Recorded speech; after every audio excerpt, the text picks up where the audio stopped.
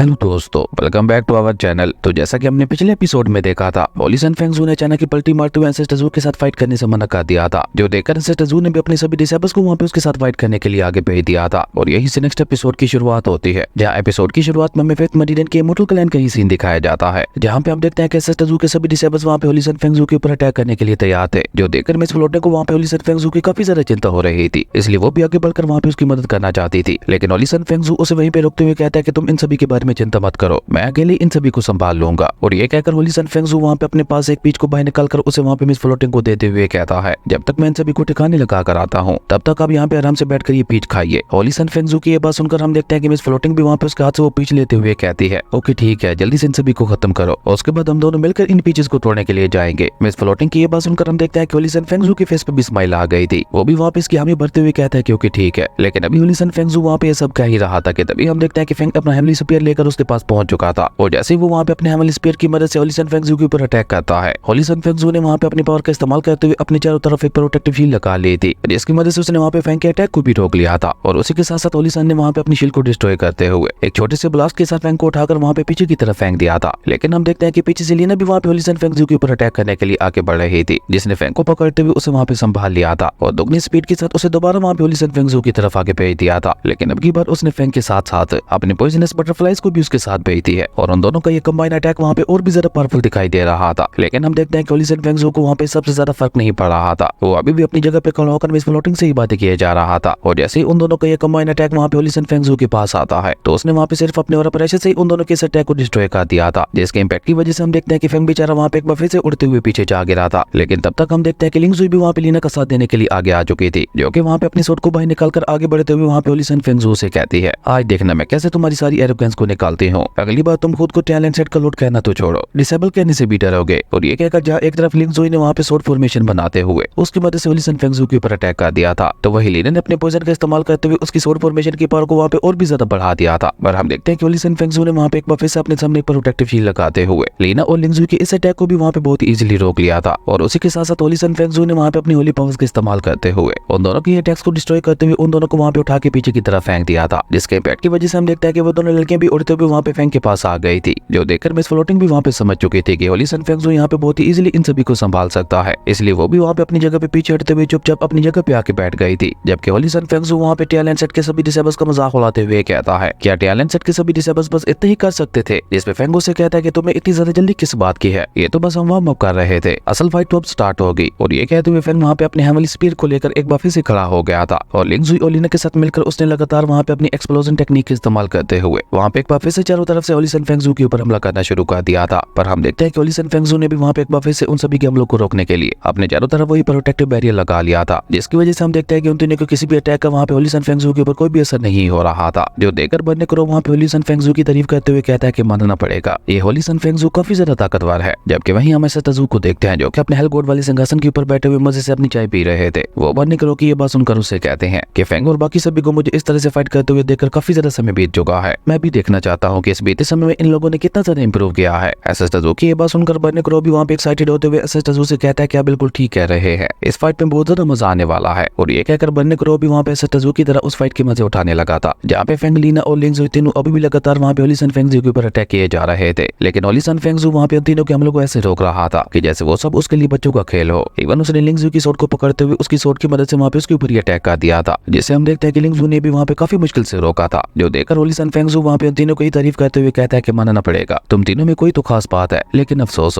मुझे हराने के लिए तुम लोगों की इतनी पावर काफी नहीं है, क्योंकि मैं यहाँ पे तुम लोगों की सोच से भी ज्यादा ताकतवर हूँ। पर अभी होली सन फेंग वहाँ पे सब कह ही रहा था कि तभी हम देखते हैं कि वहाँ पे लिंगार की एंट्री होती है, जो कि वहाँ पे अपने एक बहुत ही ज्यादा पावरफुल अटैक को तैयार करते हुए होली सन फेंग से कहती है कि तुम्हें इतनी जल्दी इतना ज्यादा खुश होने की कोई जरूरत नहीं है। और ये कहकर उसने भी वहाँ पे अपने होली स्पीयर की मदद से होली सन फेंग के ऊपर अटैक करना शुरू कर दिया था। लेकिन हम देखते हैं कि होली सन फेंग वहाँ पे उसके सभी हमलों को भी बहुत इजीली डॉज कर रहा था। लेकिन तब तक डीमन क्वीन और रेंजुई भी वहाँ पे उसके ऊपर अटैक करने के लिए उसके पास पहुंच चुकी थी, जहाँ उन दोनों की अटैक से बचने के लिए हम देखते हैं कि होली सन फेंग ऊपर हवा में आ गया था, और उसी के साथ साथ उसने वहाँ पे अपने चारों तरफ एक बार फिर से अपने बैरियर को भी एक्टिवेट कर लिया था, जिसकी वजह से हम देखते हैं कि उसने डीमन क्वीन और रेंजुई के अटैक को भी वहाँ पे बहुत ही इजीली रोक लिया था। और ये बात अब धीरे धीरे वहाँ पे उन सभी को और भी ज्यादा गुस्सा दिला रही थी। इसलिए हम देखते हैं कि उन 6 के 6 डिसेबल्स ने वहाँ पे एक दूसरे को इशारा करते हुए एक साथ मिलकर वहाँ पे सभी तरफ से होली सन फेंग के ऊपर हमला कर दिया था। लेकिन अपनी तरफ आते हुए इतने ज्यादा पावरफुल अटैक को देखकर भी होली सन वहाँ पे बिल्कुल भी नहीं घबराता, और जैसे ही वो सभी उसके ऊपर अटैक करने के लिए उसके पास आते हैं, उससे पहले ही हम देखते हैं कि होली सन फेंगजू वहाँ पे लाइट की स्पीड से मूव करते हुए ऊपर हवा में आ गया था, जहाँ पे उल्टा उसने अपनी होली पावर का इस्तेमाल करते हुए उन सभी के ऊपर अटैक कर दिया था। और उसका ये अटैक इतना ज्यादा पावरफुल था कि हम देखते हैं कि उसके इम्पैक्ट की वजह से वहाँ पे एक छोटा सा ब्लास्ट भी हो गया था, जिसके चलते वो सभी डिसेबल्स वहाँ पे उड़ते हुए पीछे जा गिरे थे। जिसके बाद हम देखते हैं कि होली सन फेंगजू वहाँ पे बहुत ही कूल तरीके से नीचे आते हुए वहाँ पे स्माइल करने लगा था। वो वहाँ पे स्माइल करते हुए एसएस टजू से कहता है, एसएस टजू आपका कोई भी डिसेबल यहाँ पे मेरा मुकाबला नहीं कर पा रहा। जबकि होली सन फेंगजू की ये बात सुनकर हम देखते हैं कि फेंग को वहाँ पे काफी ज्यादा गुस्सा आ गया था। वो अपना पूरा दम लगाकर दोबारा वहाँ पे अपनी जगह पे खड़ा होते हुए कहता है कि क्या कहा तुमने, अभी मैं तुम्हें दिखाता हूँ अपनी ट्रू पावर। और ये कहकर फेंग दोबारा वहाँ पे होली सन फेंगजू के ऊपर हमला करने के लिए आगे बढ़ गया था। लेकिन फेंग वहाँ पे उसके ऊपर अटैक करने के लिए उसके पास भी जा पाता। उससे पहले ही हम देखते हैं कि होली सन फेंगजू ने वहाँ पे अपनी होली पावर्स का इस्तेमाल करते हुए अपनी सुप्रीम मास्टर सोल को वहाँ पे बाहर निकाल लिया था, जो कि दिखने से काफी ज्यादा खतरनाक और पावरफुल दिखाई दे रही थी। और उससे वहाँ पे इतना ज्यादा पावरफुल ऑरा निकल रहा था कि उसके ऑरा प्रेशर की वजह से हम देखते हैं कि फेंग और बाकी सभी वहीं पे रुक गए थे। इवन हम देखते हैं कि वहाँ पे एसएस टजू को छोड़कर बाकी सभी को वहाँ पे उसको ऑरा प्रेशर महसूस हो रहा था। एवल इंजुआ जो कि वहाँ पे एसएस टजू की बगल में खड़ा हुआ था, उसे भी वहाँ पे अपने ऊपर वो खतरनाक ऑरा प्रेशर महसूस हो रहा था। खैर उन सभी को रोकने के बाद हम देखते हैं कि होली सन फेंगजू ने वहाँ पे अपनी सुप्रीम मास्टर सोल को वापस अपने अंदर ले लिया था, जो देखकर बनने करो दोबारा वहाँ पे उसकी तारीफ करते हुए कहता है, इसकी सुप्रीम मास्टर सोल वाली टेक्निक तो वाकई काफी ज्यादा कमाल की है। अब तो ये फाइट यहाँ पे और भी ज्यादा इंटरेस्टिंग होती जा रही है। जबकि एसएस टजू तो वहाँ पे मजे से अपनी चाय पीते हुए उस फाइट के मजे उठा रहे थे। जबकि इसी बीच हम देखते हैं कि उन 6 के 6 डिसेबल्स ने एक बार फिर से आगे बढ़ते हुए एक साथ मिलकर वहाँ पे सभी तरफ से होली सन फेंगजू के ऊपर हमला करना शुरू कर दिया था, जहाँ पे होली सन फेंगजू भी एक एक करके उन सभी का मुकाबला करते हुए उन सभी को वहाँ पे उठा उठा के पीछे फेंक रहा था। लेकिन पीछे जाने के बाद हम देखते हैं कि वो सभी डिसेबल्स वहाँ पे दुगनी स्पीड के साथ आगे बढ़ते हुए वहाँ पे होली सन फेंगजू के ऊपर अटैक कर रहे थे। और हर गुजरते पल के साथ उन सभी डिसेबल्स की पावर वहाँ पे कम होने की बजाय बहुत ही अजीब तरीके से बढ़ती जा रही थी, जो देखकर बनने करो भी वहाँ पे चौंकते हुए कहता है कि आखिर ये इन सभी के साथ क्या हो रहा है, इन सभी की स्पिरिचुअल पावर खत्म होने की बजाय इस तरह से बढ़ती क्यों जा रही है। और ये कहकर बनने करो वहाँ पे एसएस टजू से कहता है, बॉस ये फाइट तो और भी ज्यादा खतरनाक होती जा रही है। जबकि एसएस टजू के दिमाग में तो यहाँ पे कुछ और ही चल रहा था। असल में एसएस टजू अपने सभी डिसेबल्स की गॉड पावर्स को एक्टिवेट करना चाहते थे। आपको याद ही होगा एसएस टजू ने अपने सभी डिसेबल्स के अंदर गॉड पावर्स का एक टुकड़ा डाला था, लेकिन अभी तक भी एसएस टजू के सभी डिसेबल्स में से कोई भी उन गॉड पावर्स को अवेकन नहीं कर पाया था। इसलिए उन सभी की गॉडली पावर्स को अवेकन करने के लिए एसएस टजू अपने सभी डिसेबल्स को होली सन फेंगजू के साथ लड़वा रहे थे, जो देखकर निंगयू भी वहाँ पे खुश होते हुए कहते हैं कि अगर ये फाइट ऐसे ही चलती रही तो मुझे उम्मीद है इन सभी की गॉड पावर्स बहुत जल्द अवेकन हो जाएंगी। और ये कहकर निंगयू वहाँ पे एसएस टजू से सवाल करते हुए पूछते हैं, सिस्टर आपको क्या लगता है क्या ये सभी इस फाइट के दौरान अपनी गॉड पावर्स को अवेकन कर पाएंगे। निंगयू की ये बात सुनकर हम देखते हैं कि एसएस टजू उसे वहाँ पे कोई भी जवाब नहीं देते। उनकी नजरें अभी तक भी वहाँ पे उस फाइट के ऊपर ही टिकी हुई थी, जहाँ लिंगजुई अपनी मल्टीपल स्पेशल शॉट्स का इस्तेमाल करते हुए होली सन फेंगजू के ऊपर अटैक करने के लिए आगे बढ़ती है। लेकिन हम देखते हैं कि होली सन फेंगजू ने वहाँ पे उसके अटैक को बहुत ही इजीली रोकते हुए उसे वहाँ पे दोबारा उठा के पीछे फेंक दिया था। लेकिन तब तक फेंग भी अपना हेवल स्पीयर लेकर वहाँ पे होली सन फेंगजू के ऊपर अटैक करने के लिए उसके पास पहुंच चुका था, जहाँ जैसे ही फेंग अपने हेवल स्पीयर का इस्तेमाल करते हुए होली सन फेंगजू के ऊपर अटैक करने की कोशिश करता है तो होली सन फेंगजू ने उल्टा वहाँ पे उसके हेवल स्पीयर को ही पकड़ लिया था। लेकिन इस मौके का फायदा उठाते हुए हम देखते हैं कि फेंग ने अचानक वहाँ पे होली सन फेंगजू के फेस के ऊपर एक बहुत ही ज्यादा पावरफुल पंच मार दिया था, जो कि इतना ज्यादा पावरफुल था कि उसके इंपैक्ट की वजह से हम देखते हैं कि होली सन फेंगजू के मुंह से ब्लड भी निकलने लगा था। पर उसने उसी समय खुद को संभालते हुए जल्दी से फेंग को वहाँ पे किक मार के उसे वहाँ पे खुद से दूर कर दिया था। और सिर्फ इतना ही नहीं, उल्टा वहाँ पे फेंग के हेवल स्पीयर से उल्टा वहाँ पे उसके ऊपर ही अटैक कर दिया था, जिसके इंपैक्ट की वजह से हम देखते हैं कि फेंग वहाँ पे बहुत ही तेजी से उल्टा हुआ पीछे की तरफ गिरने लगा था, जो देखकर लीना जल्दी से आगे बढ़ते हुए उसे वहाँ पे संभालने की कोशिश करती है। लेकिन हम देखते हैं कि फेंग के साथ साथ वो भी वहाँ पे उड़ते हुए पीछे जा गिरी थी, जहाँ उन दोनों के गिरते ही वहाँ पे एक छोटा सा ब्लास्ट भी हो गया था। और उसी के साथ होली सन फेंगजू वहाँ पे सीरियस होते हुए उन सभी से कहता है कि मैं तुम सभी के साथ यहाँ पे अपना टाइम जाया नहीं कर सकता, अब बारी है इस फाइट को खत्म करने की। और ये कहकर होली सन फेंगजू वहाँ पे अपनी होली पावर्स को इकट्ठा करते हुए एक बहुत ही ज्यादा पावरफुल हेमली लोटस फ्लावर को क्रिएट करने लगा था, जो कि उसके टॉप पावरफुल हमलों में से एक था। और जैसे जैसे वो हेमली लोटस फ्लावर वहाँ पे क्रिएट हो रहा था, हम देखते हैं कि वहाँ पे चारों तरफ उस हेमली लोटस फ्लावर के अंदर से बहुत ही ज्यादा पावरफुल स्पिरिचुअल एनर्जी रिलीज होने लगी थी। और होली सन फेंगजू के इस खतरनाक अटैक को देखकर बनने करो वहाँ पे एक बार फिर से उसे इंप्रेस होते हुए कहता है, इसका ये अटैक तो वाकई काफी ज्यादा खतरनाक दिखाई दे रहा है, जो कि इमॉर्टल एम्प्रेस से तो कहीं ज्यादा पावरफुल है। वहीं होली सन फेंगजू अपने हेमली लोटस फ्लावर को अपने हाथ के ऊपर लेते हुए वहाँ पे उन सभी डिसेबल से कहता है कि तुम सभी तो बस मामूली से इमॉर्टल डिसेबल्स हो, अगर मेरे सामने यहाँ पे खुद गोड्स भी आ जाते तो वो भी मेरे इस खतरनाक अटैक से नहीं बच पाते, क्योंकि ये खतरनाक अटैक मैंने गोड्स को खत्म करने के लिए ही बनाया था। होली सन फेंगजू की ये बात सुनकर हम देखते हैं कि बनने करो वहाँ पे एसएस टजू से कहता है, बॉस ये यहाँ पे आपके होते हुए भी इतना ज्यादा एरोगेंट बन रहा है, मुझे लगता है आपको खुद आगे जाकर इसे यहाँ पे सबक सिखाना चाहिए। यहाँ पे बेचारा बनने करो अपनी पूरी कोशिश कर रहा था कि एसएस टजू को थोड़ा गुस्सा आ जाए और वो खुद अपनी हेल गुड वाली पावर्स का इस्तेमाल करके इस सो कॉल्ड होली सन फेंगजू का खेल खत्म कर दे। लेकिन बनने करो की ये बात सुनकर भी हम देखते हैं कि एसएस टजू उसे वहाँ पे कोई भी जवाब नहीं देते। वहीं होली सन फेंगजू की ये बात सुनकर हम देखते हैं कि वो सभी डिसेबल्स भी वहाँ पे उसे कहने लगे थे, हमें लगता है कि आज तक तुम्हारा किसी पावरफुल पर्सन के साथ सामना ही नहीं हुआ, जो तुम यहाँ पे ऐसी बेकी बेकी बातें कर रहे हो,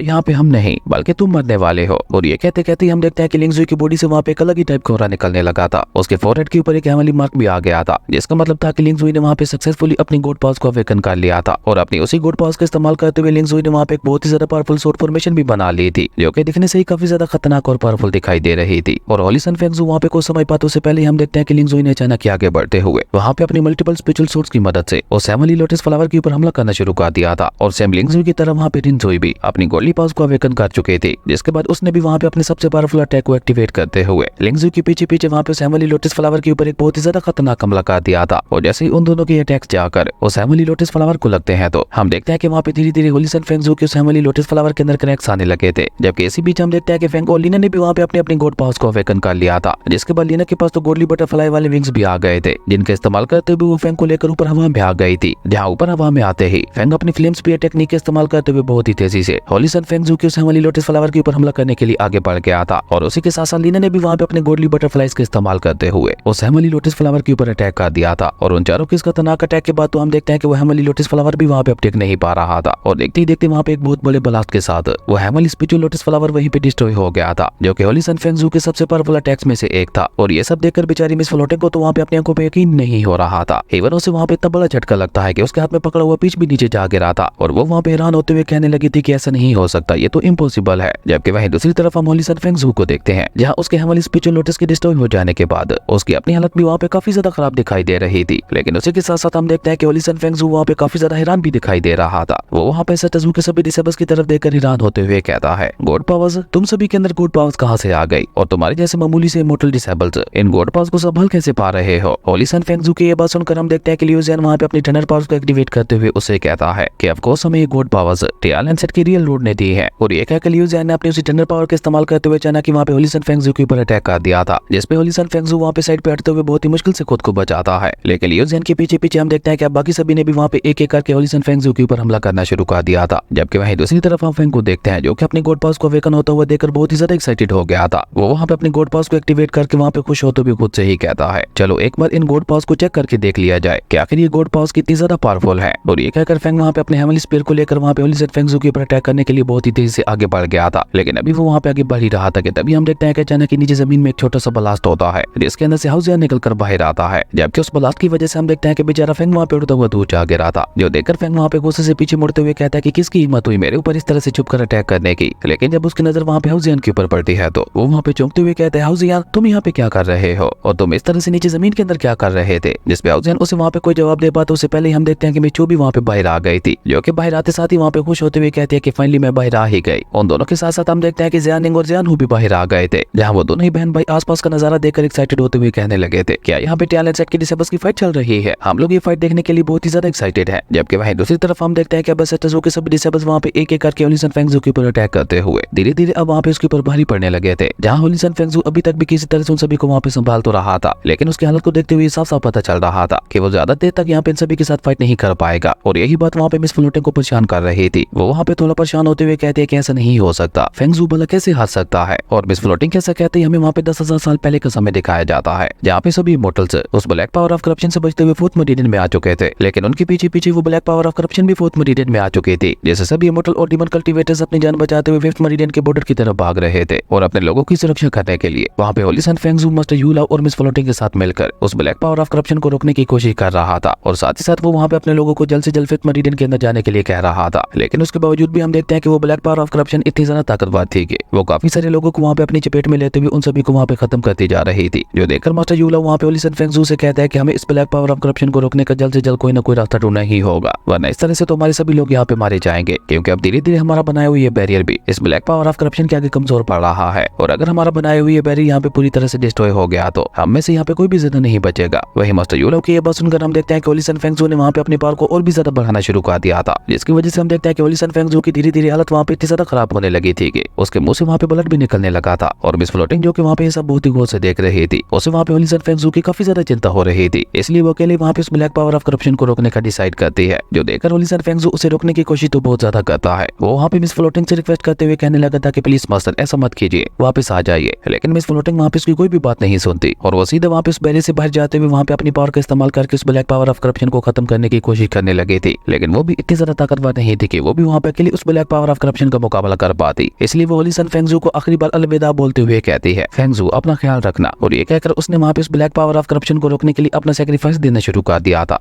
ताकि होली सन फेंगजू और बाकी सभी की जान बचा सके। हालांकि उसे बाकी सभी के साथ तो कोई मतलब नहीं था, वो बस फेंगजू फेंगजू की जान बचाना चाहती थी और इसलिए उसने वहाँ पे खुद को पूरी तरह से ब्लैक पावर ऑफ करप्शन के हवाले कर दिया था, जहाँ पे वो लगातार ब्लैक पावर ऑफ करप्शन को ऑब्जर्व करते हुए उसे वहाँ पे खत्म करने की कोशिश करने लगी थी। जो देखकर मास्टर यूला वहाँ पे ओली सन फेंगजू से कहता है कि उसे ऐसा करने से रोको, अगर वो यहाँ पे इसी तरह से ब्लैक पावर ऑफ करप्शन को ऑब्जर्व करती रही तो बहुत जल्दी वो यहाँ पे मारी जाएगी। मास्टर यूला की यह बात सुनकर हम देखते हैं कि ओली सन फेंगजू भी वहाँ पे मिस फ्लोटे की मदद करने के लिए आगे बढ़ गया था। जो देखकर मास्टर यूला वहाँ पे ओली सन फेंगजू से कहता है कि जल्दी करना, क्योंकि अगर ब्लैक पावर ऑफ करप्शन ने मिस फ्लोटे के ऊपर अपनी सील लगा दी तो वो हमेशा हमेशा के लिए यहाँ पे इस फोर्थ मेरिडियन के अंदर ही ट्रैप होकर रह जाएगी। इसी बीच हम देखते हैं कि ओली सन फेंगजू भी वहाँ पे मिस फ्लोटिंग की जान बचाने के लिए उसके पास पहुंच चुका था, लेकिन जब वो वहाँ पे मिस फ्लोटिंग को छूता है तो वो भी वहाँ पे ब्लैक पावर ऑफ करप्शन की चपेट में आने लगा था, जहाँ पे उसे कुछ समझ ही नहीं आ रही थी कि वो खुद की और मिस फ्लोटिंग की जान कैसे बचाए। लेकिन तभी ओली सन फेंगजू को वहाँ पे एक आइडिया आता है। वो वहाँ पे मिस फ्लोटिंग को तसल्ली देते हुए कहता है कि अगर मैंने यहाँ पे इस ब्लैक पावर ऑफ करप्शन को काट दिया तो हमारे यहाँ पे बचने के चांसेस है। और ये कहकर ओली सन फेंगजू वहाँ पे अपनी होली पावर्स का इस्तेमाल करते हुए एक बहुत बड़ी जेंट स्पेशल सोर्ड को क्रिएट करने लगा था, जिसकी मदद से उसने डायरेक्टली वहाँ पे ब्लैक पावर ऑफ करप्शन के ऊपर अटैक करते हुए उसे वहाँ पे बीच से ही काटना शुरू कर दिया था। और जैसे ही ओली सन वहाँ पे ब्लैक पावर ऑफ करप्शन को बीच में से काटता है तो उस ब्लैक पावर ऑफ करप्शन ने वहाँ पे मिस फ्लोटिंग को आजाद कर दिया था। लेकिन तब तक हम देखते हैं कि मिस फ्लोटिंग की पूरी बॉडी वहाँ पे ब्लैक हो चुकी थी, उसी लड़की की तरह जैसी लड़की एसेटजू को थर्ड मेरिडियन के अंदर मिली थी। लेकिन उस ब्लैक पावर ऑफ करप्शन से आजाद होने के बाद हम देखते हैं कि मिस फ्लोटिंग दोबारा वहाँ पे धीरे धीरे ठीक होने लगी थी और इस तरह ओली सन फेंगजू ने वहाँ पे मिस फ्लोटिंग की जान बचा ली थी। और यही सब याद करते हुए हम देखते हैं कि मिस फ्लोटिंग अचानक वहाँ पे खुद ब खुद ओली सन फेंगजू के पास आ गई थी, जहाँ पे ये सब याद करते हुए हम देखते हैं कि अचानक उसकी बॉडी से वहाँ पे बहुत ही ज्यादा powerful black power of corruption कोरा निकलने लगा था। और जैसे ही ओली सन फेंगजू की नजर वहाँ पे मिस फ्लोटिंग के ऊपर पड़ती है तो वो वहाँ पे मिस फ्लोटिंग की ऐसी हालत देखकर बहुत ही ज्यादा परेशान हो गया था। उसने जल्दी से वहाँ पे अपनी होली पावर्स को रिलीज करते हुए उन सभी डिसेबल्स के ऊपर अटैक करते हुए उन सभी को वहाँ पे खुद से दूर कर दिया था और खुद वो वहाँ पे जल्दी से मिस फ्लोटिंग को शांत करवाने के लिए उसके पास चला गया था। लेकिन तब तक बहुत ज्यादा देर हो चुकी थी, क्योंकि ओली सन फेंगजू के बार बार बुलाने के बावजूद भी हम देखते हैं कि मिस फ्लोटिंग उसे वहाँ पे कोई भी जवाब नहीं दे रही थी। जबकि एसेटजू और बर्ने करो वहाँ पे ये सब बहुत ही गौर से देख रहे थे और मुझे तो लगता है कि यहाँ पे एसेटजू को ओली सन फेंगजू की बजाय मिस फ्लोटिंग में ज्यादा इंटरेस्ट था। वो वहाँ पे उसकी पास को चेक करना चाहते थे, क्योंकि मिस फ्लोटिंग के पास बिल्कुल वैसी ही थी जैसे एसेटजू को थर्ड मेरिडियन के अंदर एक लड़की मिली थी। अब इन दोनों का आपस में क्या कनेक्शन है और इसके पीछे क्या राज है, इसका पता तो हमें आने वाले एपिसोड में ही पता चलेगा। जबकि वहीं दूसरी तरफ हम देखते हैं कि अब तो मिस फ्लोटिंग की बॉडी से वहाँ पे और भी ज्यादा पावरफुल ब्लैक कोरा निकलने लगा था और मिस फ्लोटिंग वहाँ पे ओली सन फेंगजू की तरफ देखते हुए उसे कहती है, फेंगजू आज मुझे मत रोकना, मैं तुम्हारी मदद करना चाहती हूँ। और ये कहकर मिस फ्लोटिंग ने अचानक आगे बढ़ते हुए वहाँ पे ओली सन फेंगजू को हक कर लिया था। और ऐसा होते ही हम देखते हैं कि मिस फ्लोटिंग की सारी पावर्स वहाँ पे ओली सन फेंगजू की बॉडी के अंदर जाने लगी थी, जिसमें ओली सन फेंगजू को भी अपनी बॉडी के अंदर काफी ज्यादा पेन हो रहा था। इवन हम देखते हैं कि उसे वहाँ पे इतना ज्यादा दर्द हो रहा था कि वो वहाँ पे जोर जोर से चिल्लाने लगा था। पर हम देखते हैं कि अचानक वहाँ पे एक बहुत बड़े ब्लास्ट के साथ मिस फ्लोटिंग की बॉडी वहीं पे डिस्ट्रॉय हो गई थी और उसने वहाँ पे अपनी सारी पावर्स को ओली सन फेंगजू के अंदर डाल दिया था, जिसकी वजह से हम देखते हैं कि ओली सन फेंगजू की पावर्स अब एक अलग लेवल पे पहुंच चुकी थी। इवन हम देखते हैं कि ओली सन फेंगजू का पूरा रूप ही वहाँ पे बदल चुका था। पर इसी सस्पेंस के साथ हमारी ये कमाल का एपिसोड यहीं पे खत्म हो गया था। दोस्तों वीडियो को खत्म करने से पहले मैं आप सभी से एक रिक्वेस्ट करना चाहता हूँ। मैंने अपने सेकंड चैनल के ऊपर डीमन हंटर सीरीज को स्टार्ट किया है, तो आप सभी से रिक्वेस्ट है कि एक बार जाके उसे भी जरूर से चेकआउट कर लेना। मैं अपने सेकंड चैनल के ऊपर यूको की सारी सीरीज लाने वाला हूँ, जैसे अबोधी सीरीज और बिग ब्रदर वगैरह। तो आप जल्दी से जाकर मेरे सेकंड चैनल को सब्सक्राइब कर लेना। अगर आपको ये वीडियो अच्छी लगी तो लाइक कर दें और अगर चैनल पे नए आए तो सब्सक्राइब करते जाना। तो मिलते हैं एक नई वीडियो में, तब तक के लिए बाय।